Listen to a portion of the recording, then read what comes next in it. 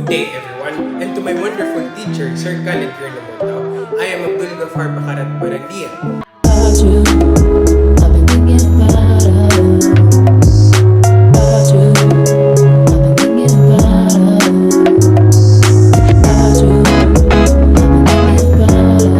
So today, I will be sharing about what I have learned in my favorite subject, ethics. So what is ethics? Ethics deals with principles of ethical or moral behavior in modern society at the level of the person, society, and in interaction with the environment and other shared resources. Morality pertains to the standards of right and wrong that an individual originally picks up from the community. So what is moral philosophy? Philosophy as love of wisdom. Any reputable dictionary tells us that the word philosophy is coined from two Greek words, philos or philia, and sophia, which are fraternal, love, and wisdom. So what are standards? Standards are ideas or things used as a measure, norm, or model in comparative evaluation. Why the need to understand the differences between moral and non-moral standards? Understanding the differences between moral standards and non-moral standards is necessary for us to clearly identify those values and fundamental moral principles that guide our actions. It cannot be denied that some values do have moral implications, while other values do not. For example, the wearing of hijab in the Muslim community. The wearing of hijab is mandatory for women to maintain modesty and privacy as required by Islam. In the entertainment industry, for instance, women with loud, sheer, and skimpy clothing are applauded and even celebrated. This cultural conundrum requires us to know the distinctions between moral standards and non-moral standards so that they will be able to identify those principles and values that will guide our moral choices and actions. So what are moral standards? Moral standards are norms that individuals or groups have about the kinds of actions believed to be morally right or wrong, as well as the values placed on what we believe to be morally good or morally bad. Moral standards normally promote the good, that is, the welfare and well-being of humans as well as animals and the environment. Norms are general about actions or behaviors. For example, raping is wrong, killing innocent people is wrong, cheating in all forms is wrong. Values, on the other hand, means enduring beliefs about what is good and desirable or not. Values serve as a guide for human behavior. For example, helping the poor to alleviate their sufferings is good. So what are the characteristics of moral standards? The following are some of the characteristics of the moral standards. Number 1. Moral standards deals with matters that can seriously injure or benefit humans, animals, and the environment.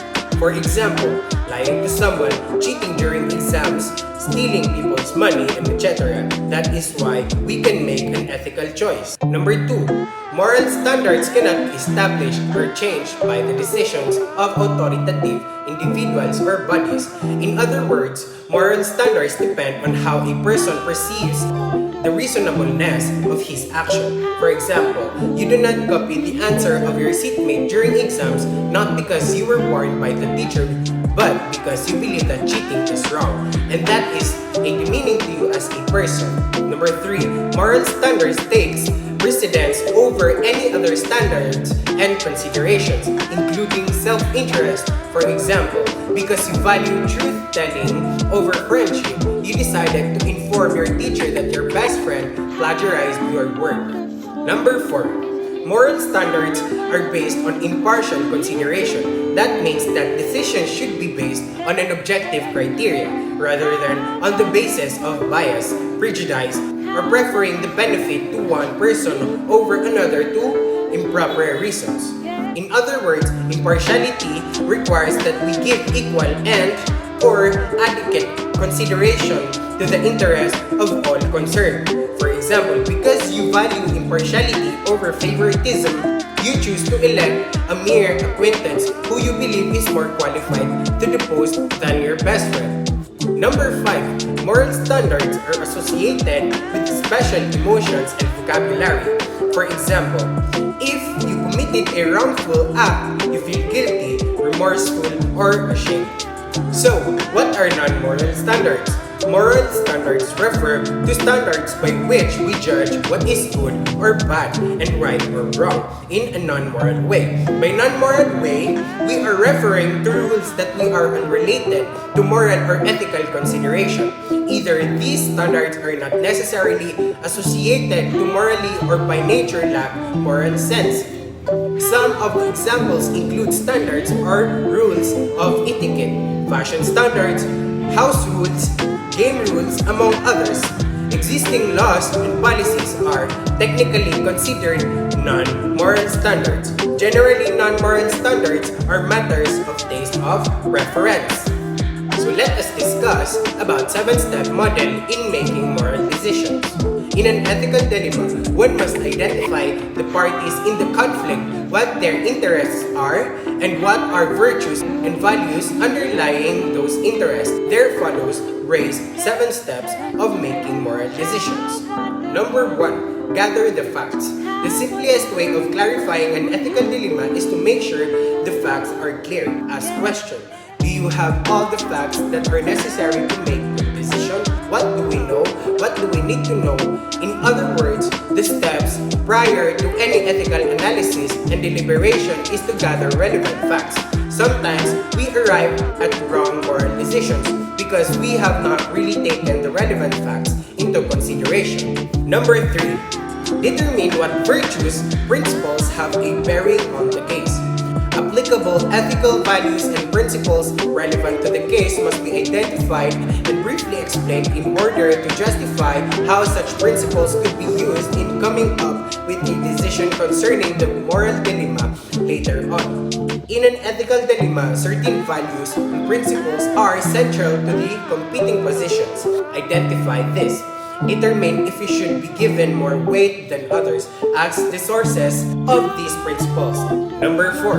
List the alternatives. After having identified relevant values, virtues, and principles involving the moral situation, possible alternative courses of actions must be proposed and briefly explained. These suggested courses of action must be evaluated before selecting one as the course of action to take. Creatively, determine possible courses of action for your dilemma. Some will almost immediately be discarded, but generally, the more you list, the greater potential from coming up with a really good one. It will also help you come up with a broader selection of ideas. Number 5. Compare the alternatives with the virtues or principles. This step eliminates alternatives as they are weighed by moral principles which have a bearing on the case. Potentially, the issue will be resolved here as all alternatives except one are eliminated. Here, you must satisfy all the relevant virtues and values. So at least some of the alternatives will be eliminated. Number 6. Consider the possible consequences. If principles have not yielded a clear decision, consider the consequences of your alternatives. Take the alternatives and work out the positive and negative consequences of each. Estimate how beneficial each positive and negative consequences are. Some might have greater weight than others. Number 7. Make a decision. After having analyzed the moral dilemma situation from steps 1 to 6, one must now make decision based on what has been previously discussed and must clearly justify the decision that has been made. Ethical decisions rarely have pain-free solutions. It might be you have to choose the solution with the least number of problems or painful consequences. So that's all for today. Thank you for watching my vlog.